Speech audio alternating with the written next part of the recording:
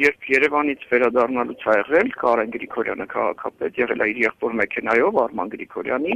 հակառակ կողմից երթևեկությունը խախտելով երթևեկությանը հակառակ մտել է վազք 2106 մակնիշի ավտոմեքենա, կարծեմ 0601 համարներով։ Հետո պարզվեց, որ դա Հրաչիկ Աբգարյանի եղբոր որդու մեքենան է Ստեփան Աբգարյանի։ Կտրել են ճանապարհը, ուրեմն գալով այս կողմը պրոջեկտ Վիշենյա մտել փակել են,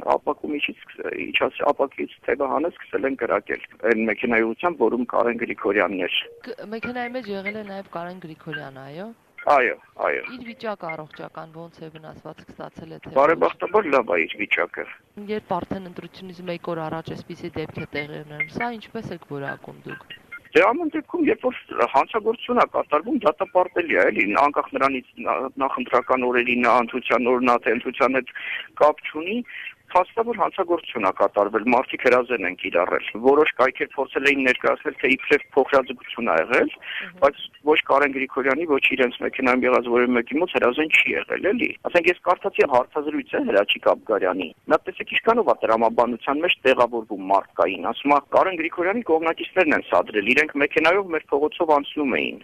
Նախ իրենց փողոցում չի եղել դա, եղել է Մաշտոց փողոցի, հիմնական փողոց էլի Երևան Էջմիածին այդ ավտոճանապարհին, բայց դիցուք ինչ-որ մեկը իրանց փողոցով անցնում ավտոյից, պիտի հանեն կրակել, դա արդարացումը, ասենք ինքը չի հերքում, որ իրենք կրակել են, ինքը ասում է սադրել են, եկել են մեր փողոցով մեքենայով անցել են, դրա համար ենք կրակել։